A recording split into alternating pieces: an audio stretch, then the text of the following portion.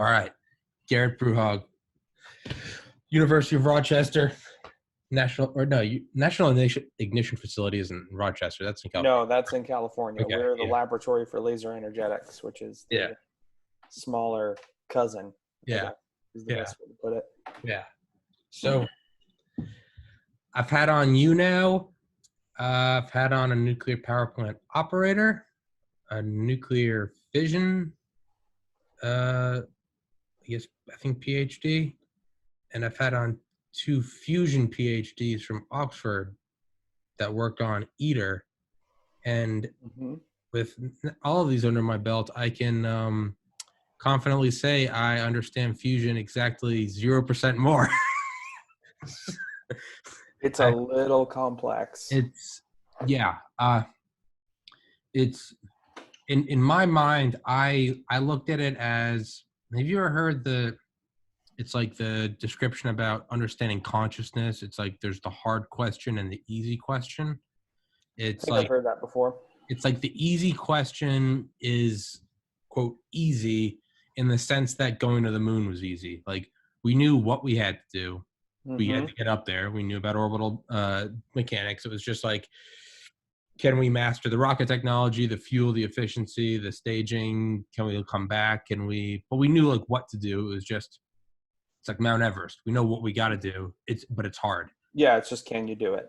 The hard question about consciousness is, so the easy is like, it's not like how much computing power do we need? How many, how thinly do we need to slice the brain? It's like, there's a fundamental philosophical, like, where does consciousness reside? It's where do we find the intangible subjective sentience, the I? How does that arise from a bunch of protein, right? So I would definitely say that fusion is more in the Apollo side of things, in that we definitely do know what to do. Okay. And arguably, depending who you ask, and I'm definitely in this camp, if you just gave us a ton of money, like a dumb amount of money, we could make it happen tomorrow. It's just, there's the more important questions are not just so much can you make it happen, it's can you make it happen in an economic way? Can you make it happen in a way that can make a power plant? Because it's always important to keep in mind that we first initiated so before we found fission, we found fusion. Fusion was done in the lab in the early 1930s. Wait, what? Yeah. Fusion was the first reaction. And fission came out of nowhere. Fusion was kind of predicted. People were like, I think that's going to happen. They were trying to figure out what powered the sun.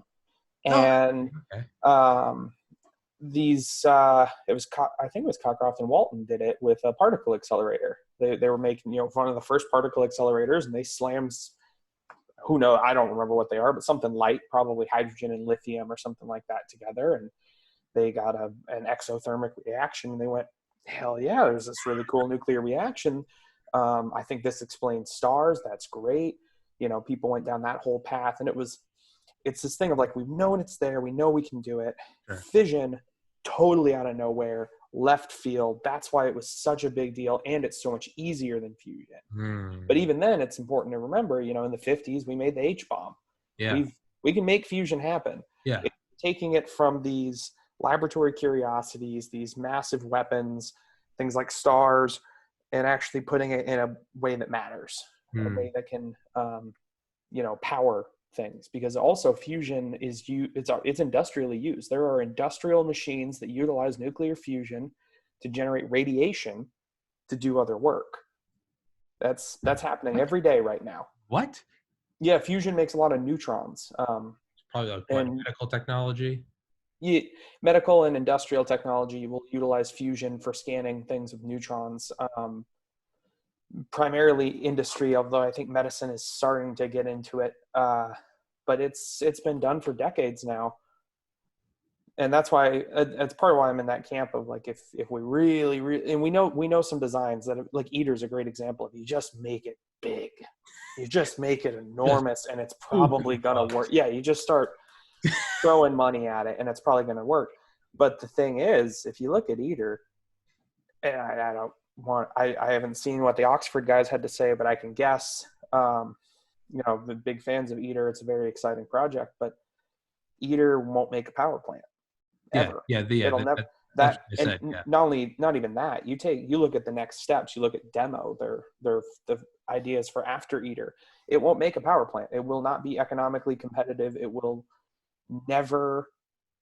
I don't want to say never because maybe someone could pay enough money to make it happen, but it will never compete against not only fossil fuels, but it will never compete against renewables. It will never compete against fission because the reactor is enormous. It costs way more than a fission reactor to make because you need these giant magnets. You need all this extra technology. If you look at you had that fission operator on here.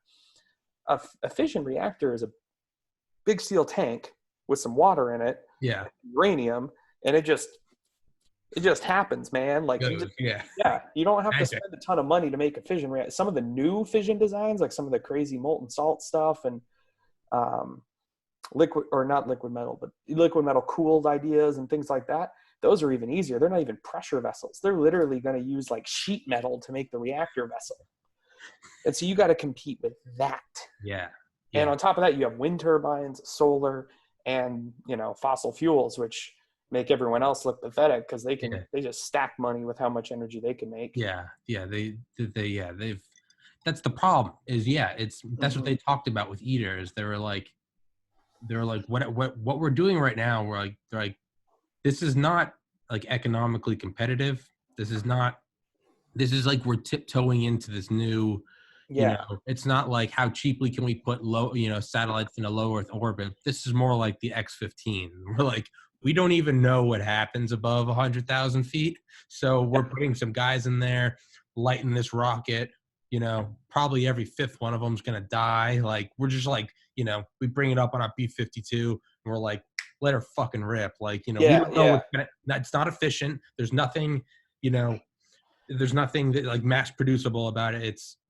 But that's what happens when you're getting that pioneering knowledge. And personally, that's kind of why I'm not a big fan of ITER, because I think a better option would be to fund a lot more designs and do a lot more iterative, smaller scale work. And that's more of an America thing. The Europeans and the more international component of ITER makes a lot of sense. You have a lot of these smaller countries that can't fund the sort of experiments, don't have the sort of expertise. But if you look at the United States, we have multiple laboratories that are experts in fusion. We have universities with different machines, and we're starting to do that. That's the cool part. We're just not funding much money to it. Okay. There's a whole really cool program called Beta that just announced their winners. And these are for small scale fusion experiments to try to push innovative designs forward. They're funding companies, they're funding labs. And that's what I think the US should be doing. We should take the Beta budget and just like times 10, times 100. Yeah.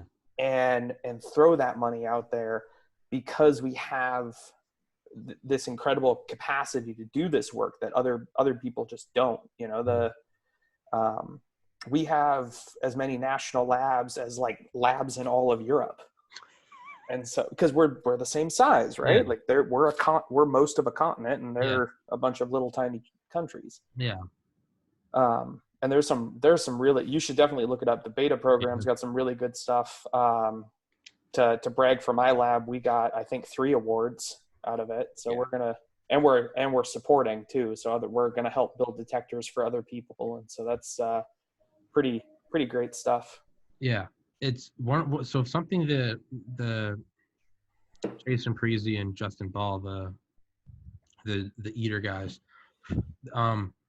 they talked about how there might even be like a little bit of, because it's what you said. So to show my lack of understanding of this, I was going into, the easy question and the hard question. In my mind, it was the hard question. We don't even know what to do, but you enlightened me that we know what to do. It's just, we got to have, boo-hoo bucks. Yeah. And it's still hard. The technology, is really hard. We got to heat things up to incredible temperatures and pressures and maintain, handle unbelievable radiation and plasma fluxes, like things that just don't compare to, I spoke with someone a couple months ago who's an aerospace engineer who was trying to compare it to aerospace. And I was like, no, orders of magnitude, man. Re-entry is easy. Yeah. You can use wood. The Chinese use wood to re-enter back into the atmosphere for some of their early satellites. You can't use wood. Yeah. You can't use cheap. We're talking about tungsten alloys. Yeah. We're talking about liquid metal flowing over the walls just to protect against the environment. I mean, and we have to hold most of it off with either magnets or quickly pulse it with lasers. Like, it's a whole different ball game. Rockets are easy compared to this. Magnets, how do they work? Yeah. How do they work? Yeah, man? how do they work, man? Yeah, I never know what she's doing back there. Meatloaf. But like, yeah, that's what they talked about was what was I gonna say? Like, it's almost like, so one thing I brought up in my brute force approach is, it's so like, let's look at fusion.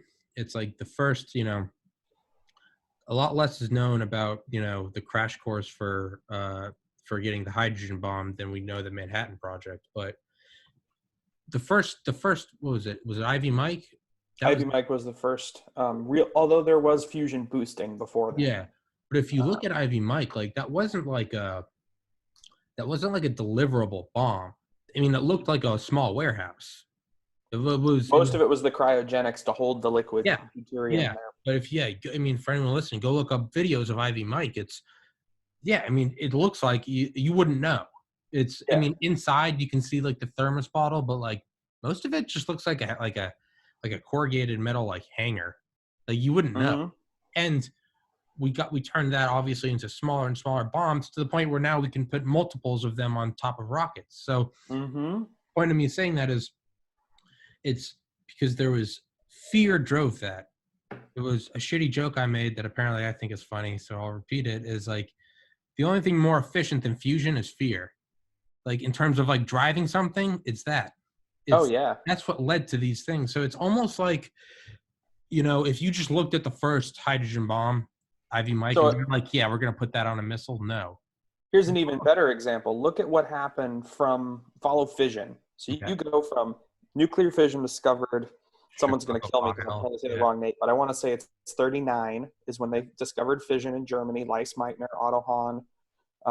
Give all the credit to Leiss because she didn't get the Nobel, and Hahn was a Nazi. Yeah. But they discover it. Everyone freaks out. Yeah. Chicago Pile 42, I want to say, is when they get the first nuclear reactor. Discovery, first self-sustaining nuclear reactor, couple years. Nuclear bomb, 45. They're already breeding plutonium to fuel those bombs. They discovered plutonium in 43, bred it, and made it into a bomb in that amount of time.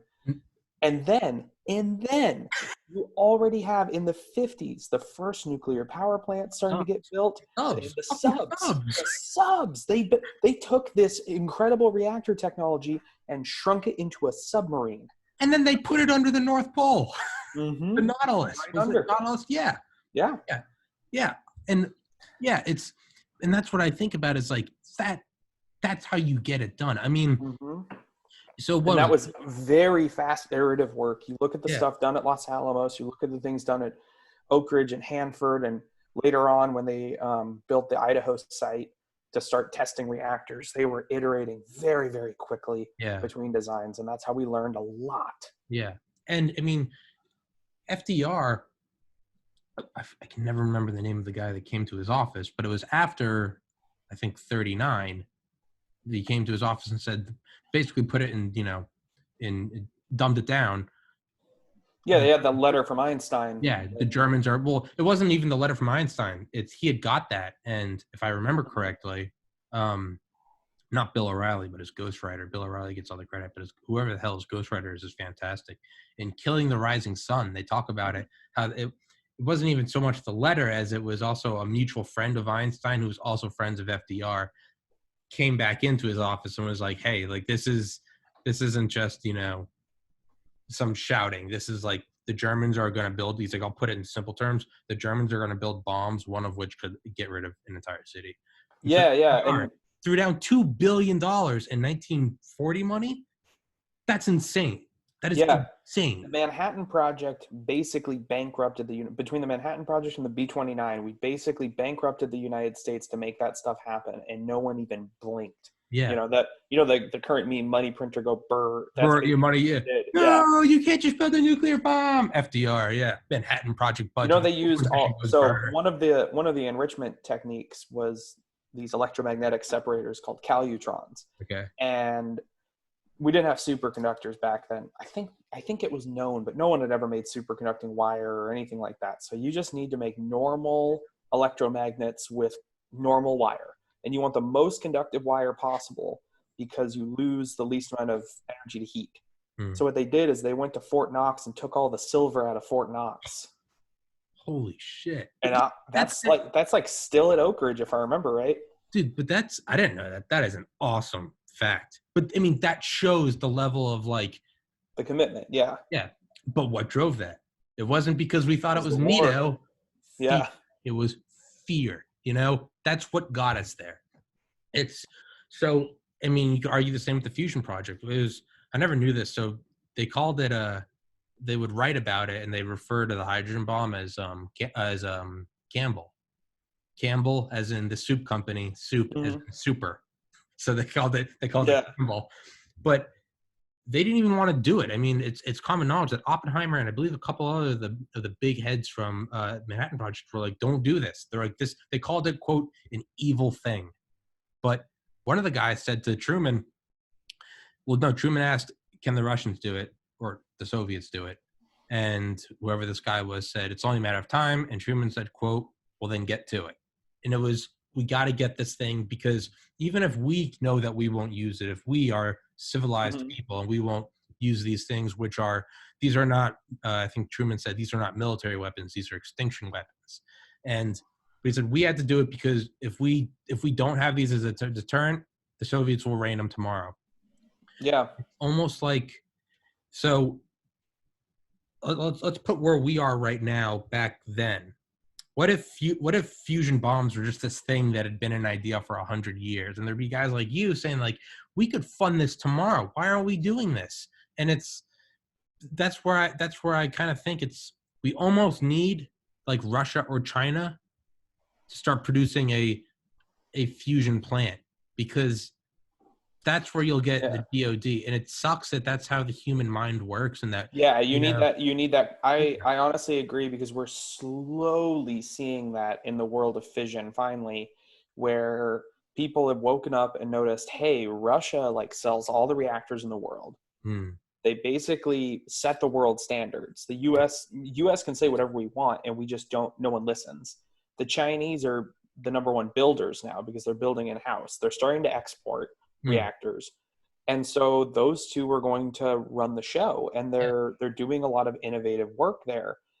And the US has had this nascent want. You see all these little companies or even bigger companies that say, hey, we want to do something unique. We want to build these new types of fission reactors. We want to do all of this really cool stuff. And they kind of just get shut down. The regulations aren't right. There's no money for it. And finally, people are starting to go, hey, maybe we should, in light of climate change and the pressure from China and Russia, maybe we should try to step up. Maybe we should try to be the ones doing this, because if you're not the one selling, you're the one buying. And if you're you don't get to set the rules. No. At the rate things are going, the IAEA, which is the International Atomic Energy Agency, would start having all of their rules set by the Russians and the Chinese. And they're probably going to be perfectly safe. But do we want to not be at the table? Do we want to be ignored? That's not how we've ever successfully and to speak to what you said with China, the very interesting thing is China is they're putting a lot of money towards fusion. And not ITER, their own. Well, they're doing ITER too. They're in on everything. They've dumped money. They put their share into ITER, but they've also essentially copied every small fusion machine in the world and built their own version. And they're attempting to build bigger and bigger versions of some of the more impressive ones. They will build a copy of the National Ignition Facility. They've said they will. And they have plans to make it so it doesn't have some of the problems that we've had with the National Ignition Facility. They've also built a very large and impressive tokamak that was essentially a Princeton design that Princeton wanted to build, and the government wouldn't fund them. And so the Chinese just took the drawings and built it, as the quote goes, down to the Boeing on the foot pedal. Yeah. It's what was that? What was it? Russia copied B-29s, Okay. and they didn't. I think this is a joke, but the way it goes is that they didn't know what was important, so they even copied the little Boeing mark on the foot pedal. Yeah, I mean, shit. It's almost like it's almost like when you're copying your friend's notes or something. You don't even know what's what. So Yeah, you might as well take it all, right? You just do the little margins in the side too, and it's not until you understand it that you're like, oh, that motherfucker was writing down his schedule. Like, yeah, we almost need that because it's like, look, we're never gonna have this building war like there was World War II, because the only reason World War II didn't go nuclear earlier is because no one had figured it out yet. It wasn't that there was some restraint in that, like, we will only use conventional weapons. We were throwing everything we had. The only reason we didn't throw the brass knuckle punch is because we were still forging the brass knuckles. Yeah. You were never the only thing people were restrained on was gas, and that was just because of what happened in World War I. That was just because we didn't. And that's not to say it wasn't ready. The U.S. made tons of gas. The Germans invented Tabin. One of the nerve gases. They had like a horrifying, relatively modern gas ready to rock and roll, and they didn't use it because they thought the Brits had it, and so they assumed that it would be a back and forth. Yeah. Well, they had Tabin gas, and we went in there with the Alsace operation, which was the precursor to Operation Paperclip. Because Operation Paperclip wasn't just rockets. We went in there and we got everything. We got Otto Ambrose, the chemist. Yeah, we went in there. Yeah, a lot of people don't know this. We started mass producing Tabin gas, and then once we found out that they could also produce something called VX gas, which is VX is what they made. Yep. They made VX after Tabin. We got rid of all of our Tabin plants. We were producing VX gas 24 hours a day, 7 days a week, 365 days a year for several years, stockpiling it in the late 40s and 50s because we knew the Russians got some of them too. Yeah, so it wasn't that we were holding back. It was just, if they have it, we want to have it too. Yeah, who knows? Maybe it's subject to wind, but whatever. They're subject to wind as well. So yeah, you don't want to handicap yourself, especially with where the Cold War was, where we knew if we were going to have World War Round 3, it was going to be something unbelievable. Yeah, you were going to need you were going to need every tool possible. Everything. Yeah. When you're finished nuking, drop in.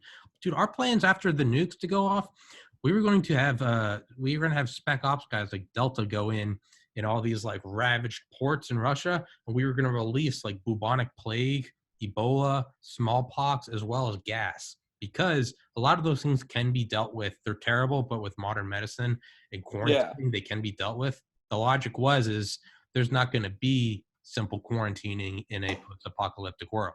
So these simple things will take over. All that being said, is there's not going to be some building up war that's like, okay, someone's going to have to master fusion. Well, hopefully not, right? Well, hopefully. But even if it did, we wouldn't see it. It would just be thermonuclear, bang, bang, you're dead. And then it would just be some world powers hiding out in bunkers, just some disgusting radioactive stalemate for 100,000 years. Yeah, what you'd probably see is a rise of a bunch of weird powers. I always think it's funny when people talk about, U.S.-Russia nuclear war ends the world. And sure, things like nuclear winter and everything else, horrible stuff. Humans are very tough, though. Oh, yeah. And the thing everyone forgets is like, what nukes are targeted at, say, Brazil or Madagascar? Yeah, you're gonna have a bunch of weird countries that are like, guys, I don't know what to make of this, but I guess I'm in charge now. Yeah, seriously, right? It's gonna. Yeah, no, really, it's gonna be like those Cinderella teams in March Madness. It's gonna Madagascar.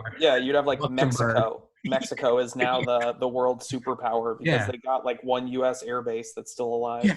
Yeah, and that will be godlike technology in an apocalyptic world on sticks and stones, and they got a couple like F4 Phantoms from the 70s. They're like, all right, boys, welcome to the new Mexican order. Right? It's gonna be some like South Pacific islands or something, or maybe what's the northern Indonesia? All these nations that are, people really do forget that they exist, and they're plenty advanced. They have their own industries. They do all their own stuff. They just don't get into the nuclear dick wagging contest. Yeah, exactly. It's what's the northernmost place in the world? It's called Alert. It's literally called Alert. because it's in Nunavut. I mean, it is, dude. It is so far into the Arctic Circle, and it's called Alert because we put an NSA station there, and we also put an early warning radar. They're gonna, Alert's gonna come out big dick swinging at the end. Yeah. Like, what's up, boys? But like, it's building up to that. It's almost like it's like war isn't necessarily thousands of bombers going at each other anymore. Now it's cyber and cyber. There's moves that are meant to intimidate. And political stuff. It's a lot. It's all under the radar. Like, you don't really know it's happening. It's almost like those fireworks that go off. You see the big bright ones, but every once in a while there's one that there's no color, there's no flash, but it's that like thud. It's almost like that's what modern war is like you don't see it, but they're just these ripples. It's economic, it's cyber, it's sabotage. It's so my idea, not unique to me, but one that I sort of get attracted to, is it almost seems that like as automation goes up, the B-21 Raider, there are our replacement for the B-2 Spirit is going to have autonomous capabilities. Yeah, it's manned optional. Yeah, the replacement for the F-22, the 6th generation PCA, the penetrating counter-air, is going to be manned optional. So we're getting to this point where it's like, if we can automate those, we can automate industry, we can automate cars, and we can automate everything. Let's say we can do automated telemedicine. It's getting to a point now where it's like, it's all starting to run on one currency. It's not who has automation. Once automation becomes widespread and ubiquitous and permeates all aspects of culture and society and industry, what's going to be the only thing that differentiates? It's going to be who can power it 24/7. Well, how do you power it 24/7? Yeah, something else to keep in mind is that we do, no matter what, say, the president says about this or whatever, we do actually have a kind of war scenario that we need to get ready for, and that's climate change. Yeah. We have to actually handle that. And national security at the most literal sense. The Department of Defense talks about it all the time, how they're very concerned. Sure.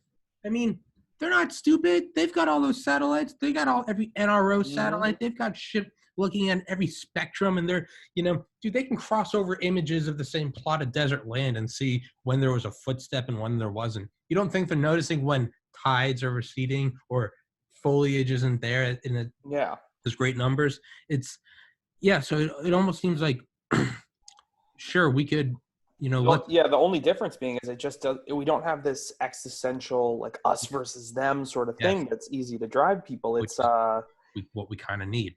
Yeah, it's more like getting ready for winter. It's like if you were living in the woods, we're at that point where it's like winter is coming, man. Winter is coming, and you better be ready for it.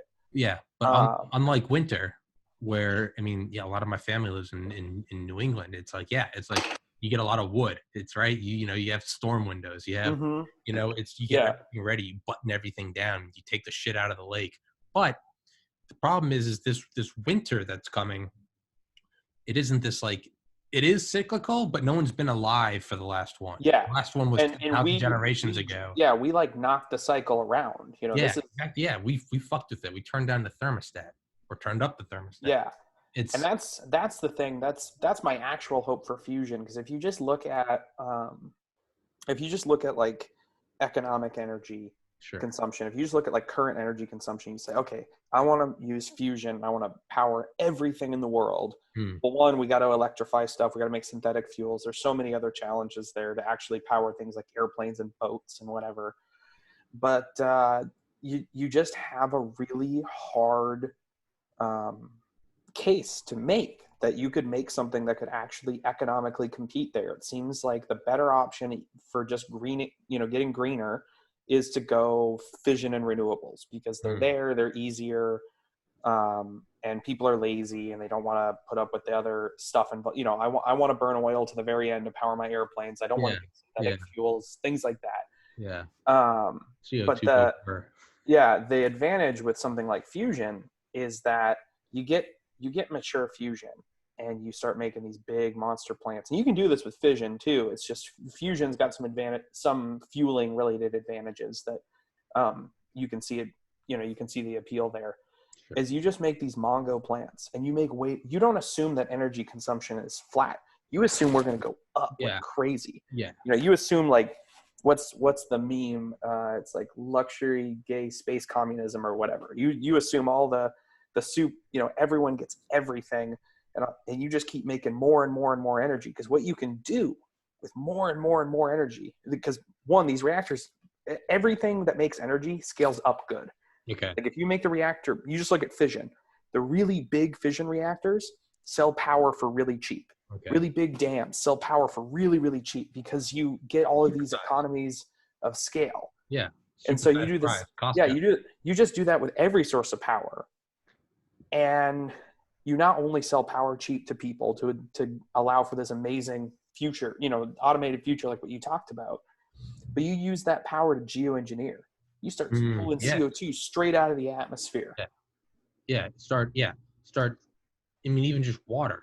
Just like stop fucking with the clean water. Start desalinating. Yeah, just desalinate on enormous scale. Yeah, you could. I mean, but that's the thing is like once you get to these unlimited energy sources, it then becomes that is your only limiting reactant. So it's and as things you go just on, build it bigger, build more. Build it big, build more of it. Yeah, I mean, you have 3D printers, you can start getting all the super complex shit for cheaper and cheaper and cheaper. I mean, the acidity of the ocean, you could just massive fix plant, it. just fucking massive. We'll take 100 aircraft carrier size filters, build them, power it with fusion because fusion is the energy is now free, right? So it's. I mean, it's not free, but it can be made cheap and it's portable. Power, too cheap, 2 meter. Yeah, that's the quote, right? Yeah, that's the dangerous quote that followed us forever. Hey man, it's a good fucking kick in the ass to have. That's the hope, though. And speaking of that, if you've never read the website Atomic Insights, I would very much recommend it. The guy's a fission person. He's very, very smart. Rod Adam, I think, and he's been posting for decades now because he tried to start a nuclear company in the 90s. Mm-hmm. That was not a good time to try. Nowadays, there's money, there's interest, climate change, blah, blah, blah. But the 90s, we were... Shit, man, right when the Berlin Wall fell, that might be the time to pick up all that fusion material, fissile material. Yeah, there just wasn't the money there. No one cared. Oil was cheap. Life was good. Get that black market money, though. Yeah, things were different. That oligarchy cash. He's got some really good stuff about that, and he actually talks about the too cheap to meter thing. About that it's a quote that's been taken out of context, but he does bring up a really interesting point. Something that you can do with a big power plant, like a big fission plant, big fusion plant, in that you can rather than right now you sell power. There's a little meter somewhere in your house, and this little thing ticks and ticks and ticks and ticks, and they charge you how much power you consume. But these big power plants, they don't like to turn off. They don't like to meter themselves. It's a lot better if they're just running. Low end, full bore. It's just like how your car engine's got a peak point where it does best efficiency. Yeah. So you can imagine, he makes this case that what you should do if you're powered off power like that, you should have a subscription service like how you do internet. Okay. You just pay a monthly fee and you pull as much power as you want. Limited data. Because it just doesn't matter. Yeah. There would be some cap. There'd be some, if you start up a welding shop in your house, you're going to have a talk about different. Buy a business account or something. Yeah. You have to talk about a different subscription tier. Yeah. That's his point, is that you actually could have power too cheap to meter, because he makes a very interesting case that the metering and the keeping track of it actually adds more cost than if you just do a subscription and just say average person uses about this much. We have this much balance capacity. Just run it. Yeah. Just go, man. Yeah. Keep your lights on. I don't care. Yeah. Fuck it. Burn it 24/7. Yeah. No, it'd be more expensive to have someone track it. It'd be like, dude, fuck it. Just let it rip. Yeah. Like right now you're paying people to go check the meters. Yeah. Yeah. Because it's profitable. So. Well, and fuel is most power is fossil fuel based. Even on you look at like New York, you look at California, these grids that are really like to push their green credentials, they are natural gas. Yeah. And go natural plug in gas costs money. yeah, or you go plug in your fucking Tesla or something. I'm not shitting on. I'm an Elon fanboy, shameless, but like, dude, all that shit's powered by a coal-fired power plant. You know, it's Yeah, like, and that's why they charge, because the number one cost in a fossil fuel power plant is the fuel. yeah, That's it. It's, a coal-fired power plant needs a 1-mile train car full of coal every day to 80 run. cars. Yeah, Yeah. You look at, you switch to like a nuclear plant, number one cost, personnel. It's yeah, literally the people on the plant. The yeah, fuel is like nothing. yeah. Well, yeah. No, I looked up that statistic. It's for the same amount of power for the same unit or just total amount of power for a year between a fission power plant and a coal-fired power plant. Coal is a 1 mile long train car or 1 mile long train full of coal every single day for 365 days. Fission, half a train car of uranium once a year. You're not even in the same, Yeah. ballpark. You're not And even, that's with these 1950s designed yeah, fission reactors. yeah, These things don't even burn their fuel very efficiently. If yeah, your car burned fuel like that, you would take it back and ask yeah, for a new one. yeah, exactly. It's not only, so I was thinking like, this is one thing I remember thinking about when I was little, but in my mind, I imagined it would have been solar, but that's not important. The point was, I remember being really young and I was thinking, not really young, I don't know, 10, 12. And I was thinking like, what would you do if you had unlimited power? Well, it's like the first thing you would do is you would replace personnel. So you'd make this was right when like iRobot came out, the movie, and it was like Yeah. 2035 Chicago. And it was like, so it was like 2005, 2006. And I was like, yeah, you would get a bunch of these, the Sunnies, you would get these robots. And if they could run on anything, you would just have them run, my mind was solar, but here you could say just whatever, plug into a grid powered by fusion. Even solar, it should all be on the grid. If you look Yeah, at yeah, yeah. solar panels, like this is a common misconception. Everyone goes for rooftop solar. And if you live in a place where power is really expensive, like you live in Hawaii and there's good tax credits for it and your power is dumb expensive because they're shipping in oil anyways, sure, do rooftop solar. It'll pay itself back. But Mm, if you're looking at your normal power grid with your normal power prices in America, rooftop solar is questionable if it's going to pay itself back. I don't know your local tax credits and whatever else might help. But in terms of actual efficiency, in terms of actually making an impact on carbon emissions, stupid. mm, The grid scale solar is what makes sense. And the reason it makes sense is there's some dude whose job is to go out and make sure all those solar panels are clean, in perfect operating condition. They're placed in the best spot. yeah, Your house okay, got trees, yeah, you might be in a rainy area, and you're basically being subsidized by the grid. Your solar is being balanced out by the grid. You're using the grid as a free battery backup. Even if you have a Tesla Powerwall or whatever, the grid is still doing the actual work to mm, balance you out. mm, And that's why you see these big utility scale solar. They built a big one in Idaho recently, which if you know anything about Idaho, it seems odd they would build solar there, but it actually made a lot of sense. The utility looked at it and they went, man, we can make solar really, really cheap here. They're selling it for like a cent a kilowatt hour or something. I mean, it's just dirt. yeah. It's, but you could, so if you could get that solar, that fusion, that whatever, that too cheap to meter energy, and you could fire just a bunch of, again, the first robot would cost a lot, but I mean, even now, look at Boston Dynamics.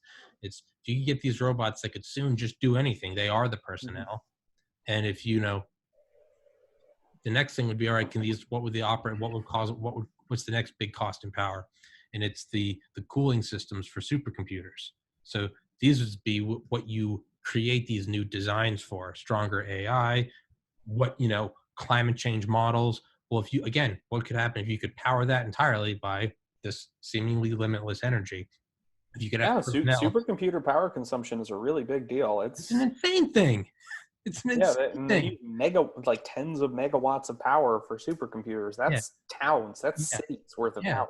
yeah. I mean, there's even, I didn't know this, but like some of the huge, like Facebook and Google, there are different server farms all over the world. They'll actually activate at different times because it's cheaper to do at night because it's easier to Power is cool. always cheaper at night Yeah, also. because it's easier to cool without the fucking sun beating down on it. I saw they're doing quite a lot of them in Wyoming also because it's colder there and power's Mhm. cheaper. Yeah. Shit, yeah. So if you could just like keep knocking out So this is how I looked at it. If you could knock out power for supercomputers and just run these fuckers all day, all night, you could constantly be creating stronger and stronger AI, better and better designs for whatever, de-acidify the oceans, desalinate water, geoengineering, sucking carbon from the atmosphere. You could run all those calculations on these computers that are just running 24/7 for nothing. You could then have these mega structures that you would need. You could have these constructed by just these fleets of robots that don't need brakes. They don't have unions. They can go into dangerous areas. You don't got to worry about safety and all those precautions. Fuck OSHA. One of these is just a robot. Who cares if it falls 1,000 feet or gets grinded up by gears? Throw in another one. You got a million of them. If we could just start to get to this point where it's automated, run by robots, not humans, and its power. And this sounds like some insane Alex Jones rant, but like, no, really. I mean, if you could get infinite energy run by these essentially avatars of humans, and you could calculate it all for free by supercomputers, you can do some shape the insane world. stuff. You could shape the world. So I got another one for you to think about. Sure. Yeah. Something else that you can do with lots and lots of power is you can start getting resources from very interesting places. And I'm not talking asteroids. Getting resources from asteroids is questionable if it really makes sense, because asteroids are very far away and you're spending a lot of rocket energy getting them. Asteroids, I'm of the opinion asteroids only make sense if you're talking about resources for use in space. Island hopping. Interesting consideration here. The ocean has lots and lots and lots of stuff dissolved in it. You hear sometimes about uranium being pulled from the ocean, and they're almost cheap enough at this point. Oak Ridge National Lab's about 4 times the cost. They've done it for about 4 times the cost of mined uranium. That is very cheap if you think about it. And so if you have more energy, you can start doing crazy stuff like, let's just filter gold out of the water. Yeah. Or you can go for terrible rock formations. Like another example is granite. Granite has phosphorus in it. Right now we mine phosphorus from phosphate reserves. I think we have something like 60 years of known reserves left. Who knows? That gets into a weird question of peak availability, because usually what you tend to find, the whole peak oil thing back in like the 70s, what they found was as oil got more expensive, people just looked in more places and then they just found more oil. So that's why it's hard to predict peak resources. The earth is big. The earth is really, really big. But, one thing you can think about is, rather than going into, say, whatever beautiful ecosystem where you mine these reserves, you can just go, there's enough in this granite in this area that's easy to mine. So we'll just eat the energy cost. We don't even care. We'll process stuff out of garbage reserves. It opens up completely new resource avenues, which is really, really interesting in terms of lowering our impact on the environment. Access to energy reserves. If you have these but it takes energy. It takes a lot of energy. You have to have energy real cheap. And you have to actually, as a society, decide on the cost. You have to do things like internalize the cost of CO2. Like, people have to actually pay for pollution. And then this sort of stuff would happen. Or you just have these fucking massive, whatever. You're like, oh, well, that's, 2 miles underground. Fuck it. You have this whole thing that's just powered by fusion. Who cares? Just dig. Operated by robots. They don't have unions. They don't need insurance. Just fucking, it's dangerous down there. It's 1,000 degrees. Fuck it. Just keep throwing them in there. World War I style. Just throw bodies at it until it works. It's with this. You can also make robots a lot tougher than humans. They don't need to breathe. But exactly. They don't need to breathe. Just coat them in whatever the hell you need. Just tungsten. Who cares? Osmium. Have them go down. Whatever. And they don't need to be shaped as humans. They can be whatever you need. They can look like a piece of spaghetti or a sphere or whatever. So, but that's. I know we got like 12 more minutes left, but it's like, so one fact I didn't know is that China controls 90% of the world's rare earth metal trade, but they only have access within their borders to 30% of what's in the crust. So, I mean, that right there, look at that unbalance. They have they control 90%. Yeah, I'm too stupid. Yeah, and rare earths are part of the reason things like rare earths are rather rare is that they're generally dispersed throughout the crust. You don't get these good concentrations. Yeah.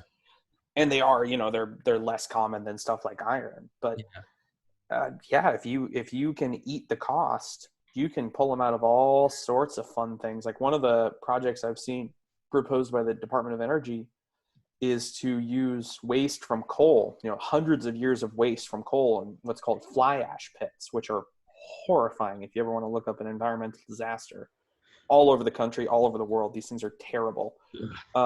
You can mine them for rare earths because coal is like a filter. And there's all sorts of weird stuff in coal. That's why coal emissions are radioactive, actually, is all the radium and thorium and uranium that's in them.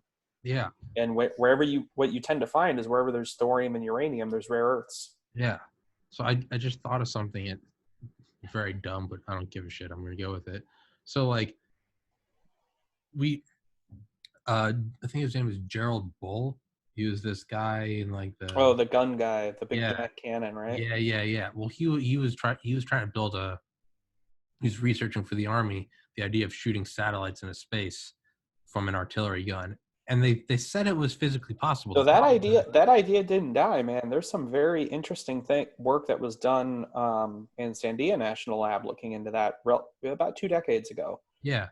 Using coil guns. Yeah. Well, he was eventually killed by the Mossad. He was selling the ideas to Saddam. Yeah, he was building a super weapon. But so I know some people who were connected with that work, and I talked to them about it recently. And science is kind of a small field. Yeah. Or this kind of science, at least. You find everyone's worked on everything.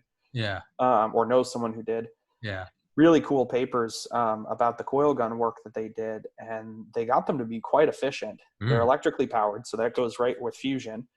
And they essentially came to the conclusion that it was 100% doable. They'd need like a couple kilometers to launch these little satellites or launch things like just metal or water or whatever up for use. And the really interesting part with that sort of machine is, it can't compete with like SpaceX when you're talking about launching stuff, more like complex and things.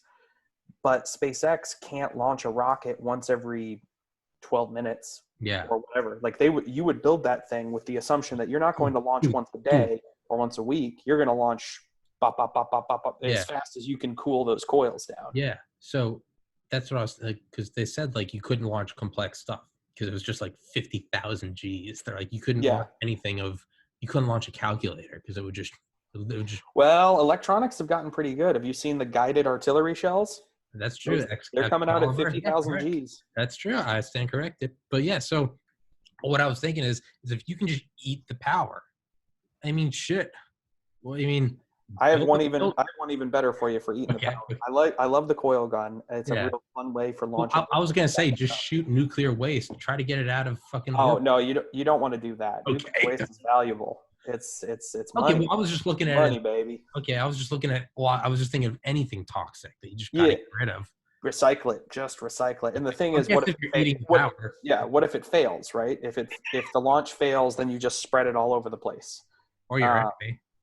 It failed. Yeah. Over China. Yeah. Exactly. Yeah. That's why you don't want to do it. Yeah. Because they'll do the same to you. But there's another idea out of if you ever heard of Freeman Dyson, the guy behind the Project Orion. Yeah. He had another one that he really pushed for launch called laser launch.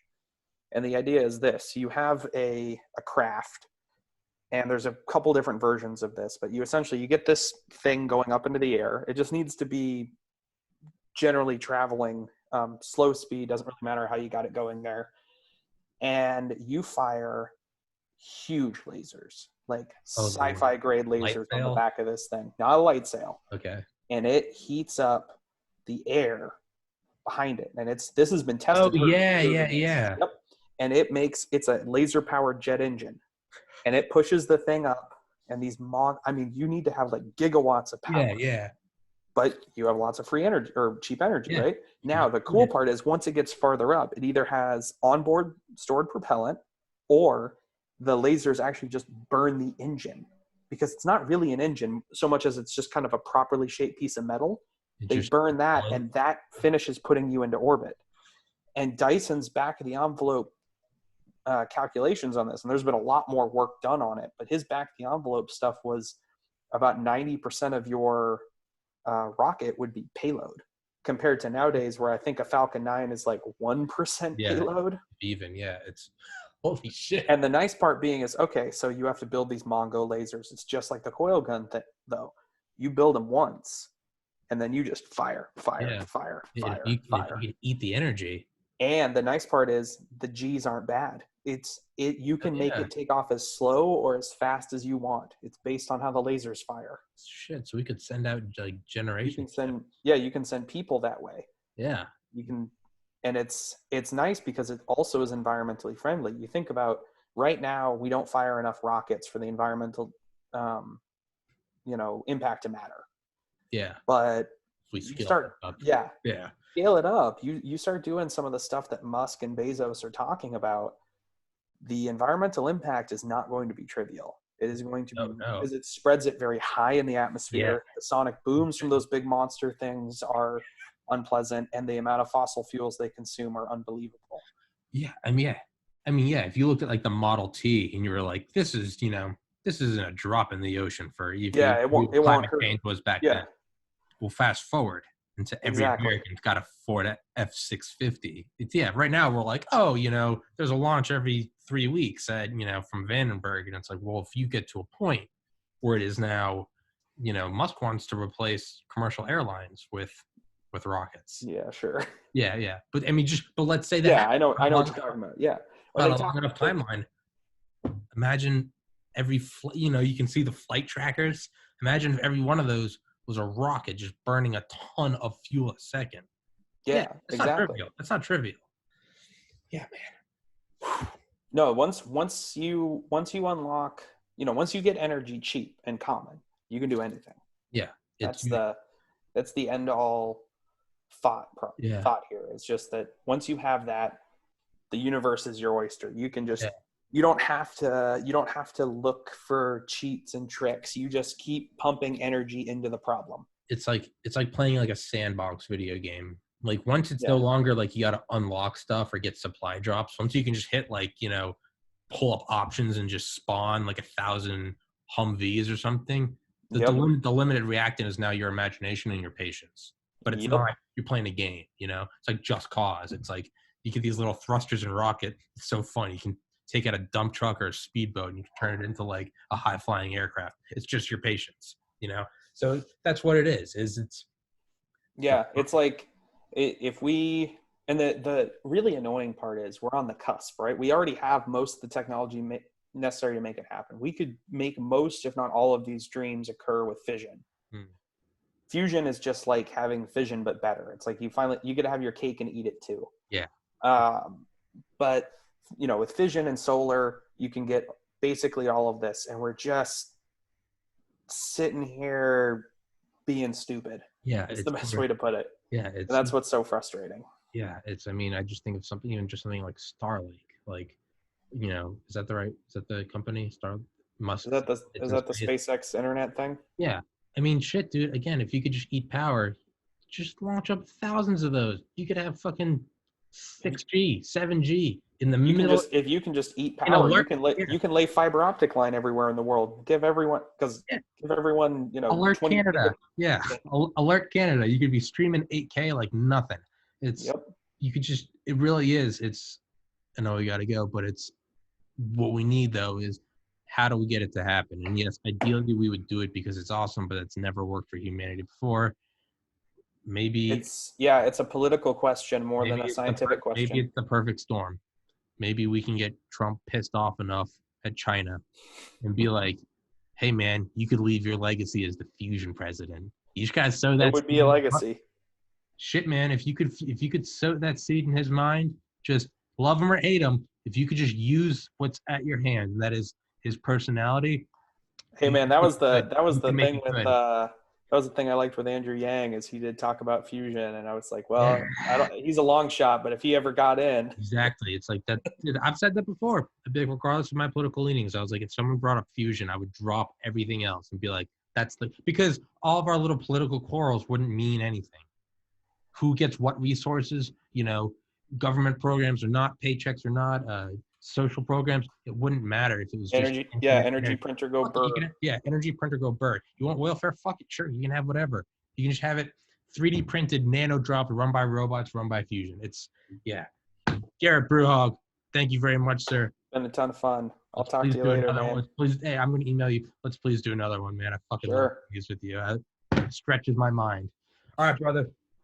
Be safe. Stay safe. Thank you for doing it, man. Peace.